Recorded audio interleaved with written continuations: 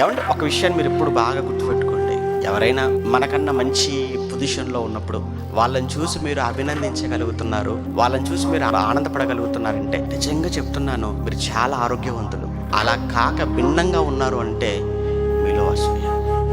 ఇంకొక మాట చెప్పుకుంటారు, ఎప్పుడు చెప్తుంటాను, బహుమతి పొందుకున్నవాడు గొప్పవాడు అని మనం అనుకుంటున్నాం. నిజమే, పొందుకున్నవాడు గొప్పవాడు. కానీ ఇతను గొప్పవాడు అని నువ్వు మనస్ఫూర్తిగా, నువ్వు ఆనందముతో నవ్వుతూ నువ్వు చప్పట్లు కొట్టి అతన్ని అభినందించగలుగుతున్నావంటే ఆ మనసు అందరికీ రాదు. నిజంగా నువ్వు ఆ పని చేయగలుగుతున్నావంటే హ్యాట్సప్, నువ్వు చాలా ఆరోగ్యవంతుడు. నువ్వు అది నీలో లేకపోవటం వల్లనే కళ్ళు లోపలికి వెళ్ళిపోతున్నాయి, బుర్రసరిగా పనిచేయటం లేదు, కాళ్ళ నొప్పుడు, కీళ్ళ నొప్పుడు, మెడల నొప్పుడు, నడువుల నొప్పులు. వాళ్ళేం ఉద్యోగానికి వెళ్ళిపోతుంటారు, నువ్వే హాస్పిటల్కి వెళ్ళిపోతుంటావు. వాళ్ళేం పార్కులమ్మడికి వెళ్ళిపోతుంటారు, నువ్వే మెడికల్ షాప్ చుట్టూ తిరుగుతుంటావు. ఆఖరికి వాళ్ళు ఇల్లు కట్టుకుంటారు, నువ్వు సమాధి కట్టుకుంటావు. అందుకే అసూయని విడిచిపెట్టండి, మీ ఆరోగ్యాన్ని కాపాడుకోండి.